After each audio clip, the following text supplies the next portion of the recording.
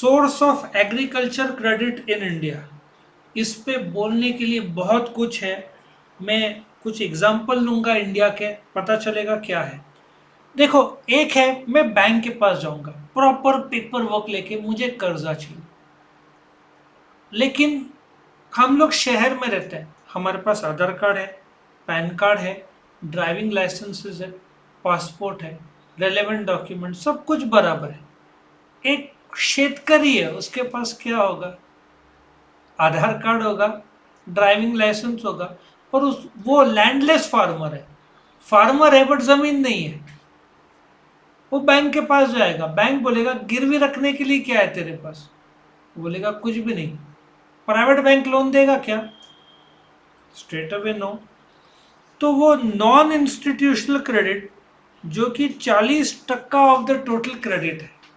मतलब मैं वो ना हकीम या मुनीम, हकीम तो नहीं बोलते, मुनीम, श्रॉफ, जो तुमने मराठी पिक्चर, मैंने बहुत सारे मराठी मूवीज देखे हैं, वो आके बर्तन लेके जाते हैं, देखा है कभी? ये लोग कर्जा देते हैं फार्मर्स को, बट ये ज्यादातर कैसे रहता है? इलीगल रहता है। किती पाहिजे? 50,000 रुपये ले, 50,000 रुपये, 80,000 का जमीन गिरवी रखा, उसने नहीं लौटाया, छोटा सा जमीन होगा, पॉकेट ऑफ लैंड, नहीं लौटाया तो मैं जमीन गिरवी रख लूँ, ले लूंगा, अपने कब्जे में ले लूंगा। या गुंडे बेच के मैं उसका झोपड़ा या जो भी छोटा सा गरीब फार्मर का घर होगा, बर्तन वर्तन सब ले आऊंगा। और विश्वास नहीं होगा तुमको, बहुत सारे डेथ्स, ये मैं 10 15 20 साल पहले की बात कर रहा हूँ, बहुत सारे फार्मर्स ने सुसाइड किया। अरे महाराष्ट्र टॉप 5 के रैंकिंग में था इंडिया में। एक जमाने में 14 करोड़ फार्मर्स थे, और ये आंकड़ा बढ़ना नहीं है, ये आंकड़ा कम ही होना है। वो जो धूप में काम करने का नेक्स्ट जनरेशन, जो तुम्हारा जनरेशन है, मुझे नहीं लगता धूप में काम करेगा। ये फार्मर्स का आंकड़ा कम ही होगा, बढ़ने का तो चांस दिखता ही नहीं है। जो जनरेशन धूप में, मिट्टी में, वो हालात में काम करता था, और फिर कर्जा डूब गया, बहुत सारे फार्मर्स ने सुसाइड किया। तो ये वो लोग सिक्योरिटी के तौर पर क्या दे पाएंगे?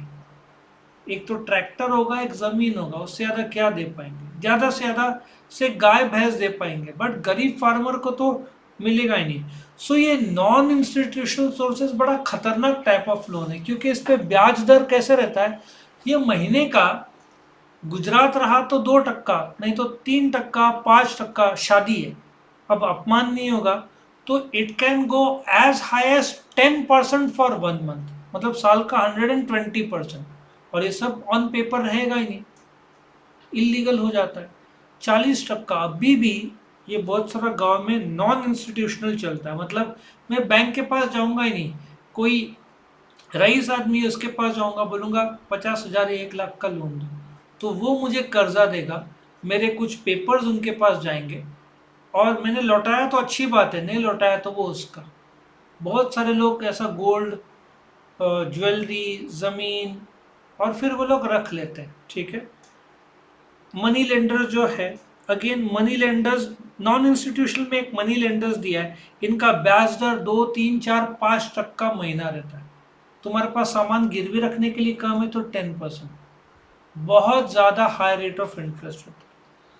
फिर अदर प्राइवेट सोर्सेज में जो ट्रेडर्स है, फ्रेंड्स रिलेटिव से तुम ले ले सकते हो, वो भी एक तरीका है। लेकिन अगेन आज के ज़माने में फ्रेंड्स रिलेटिव्स रहेंगे, लेकिन chances of them giving limited amount, और उसमें भी रिलेशन खराब होता है यदि पैसों का डीलिंग हुआ रिलेटिव्स में तो।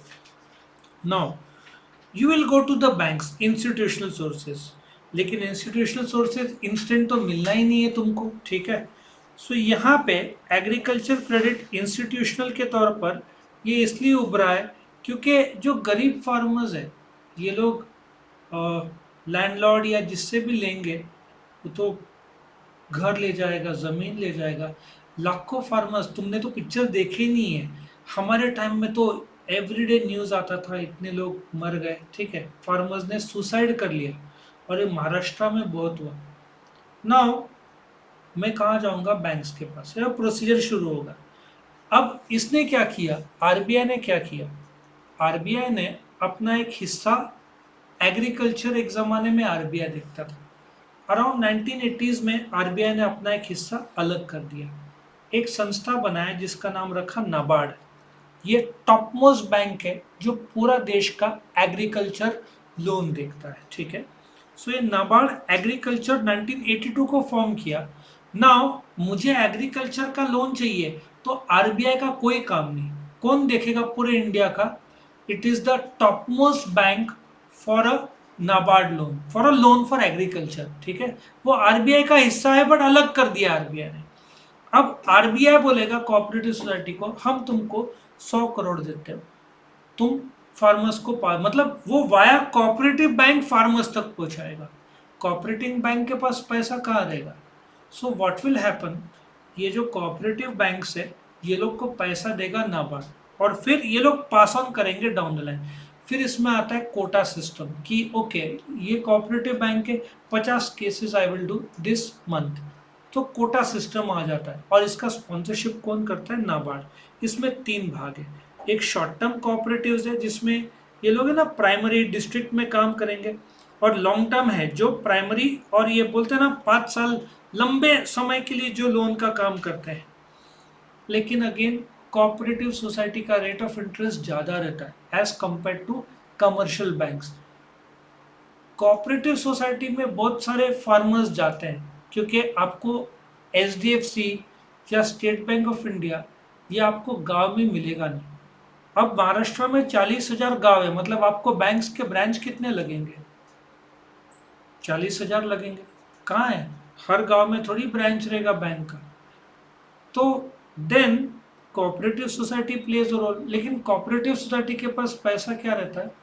लिमिटेड रहता है। सो वो लोग का भी लिमिट आ जाता है। फिर कमर्शियल बैंक जो गिने चुने रहे, अब जब गवर्नमेंट ने देखा कोऑपरेटिव बैंक भी हाथ खड़े कर दिया है, कमर्शियल बैंक भी क्यों 50% कर्जा डूब रहा है। मैंने पाया है मेरे लाइफ में सबसे ईमानदार लोग में इस दुनिया में कोई, एटलीस्ट इंडिया की बात कर रहा हूं तो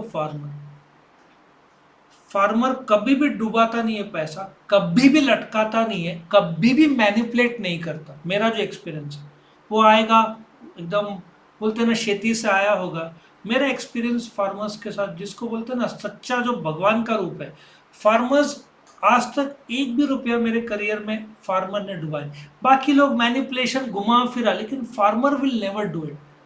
लेकिन फार्मर क्या करे, बारिश कम हुआ तो वहां पे दिक्कत हो जाता है। तो गवर्नमेंट ने फिर बोला हमारे पास कोई ऑप्शन देता नहीं है, कोऑपरेटिव बैंक भी तैयार नहीं, कमर्शियल बैंक भी तैयार नहीं, तो उन्होंने आरआरबीज फॉर्म किया। कहा जो गांव में कर्जा देगा, मतलब वो कोऑपरेटिव सोसाइटी का भी छोटा रूप, ठीक है। तो ये उन लोगों ने फॉर्म किया, लेकिन अगेन वही दिक्कत, कर्जा तो दिया, अब नौकरी वाला आदमी के सैलरी से ईएमआई कटता है, तो बैंक को गारंटी रहता है कि मंथली ईएमआई कटेगा, और ईएमआई नहीं दिया तो 3 महीने में बेच देंगे। अब कोऑपरेटिव बैंक ये कर नहीं सकता, शेतकरी का 3 महीने में ज़मीन बेच देगा तो वो कहाँ जाएगा। सो इसलिए वो भी चला गया। माइक्रो फाइनेंस इंस्टीट्यूशन ये बांग्लादेश में प्रोफेसर मोहम्मद यूसुफ ने शुरू किया था, वो सक्सेस हुआ तो इंडिया ने वो कॉपी किया, और आज बांग्लादेश को वो लीड कर रहा है मोहम्मद यूसुफ, ठीक है। ये लोग क्या करते हैं, 5,000 10,000 भाजी बेचने का, micro finance is a very small finance, 5 10 15 20,000 का कर्जा के लिए लोन देते हैं, और ये काफी सक्सेसफुल था। स्मॉल फार्मर्स, तुम एक हाथ गाड़ी और भाजी कितना 10,000 में हो जाता, तो इसके लिए माइक्रो फाइनेंस वाले लोन देते हैं। अगेन इसमें रेट ऑफ इंटरेस्ट बहुत ज़्यादा रहता है, 25% तक जाता है, डूबने का चांस रहता है।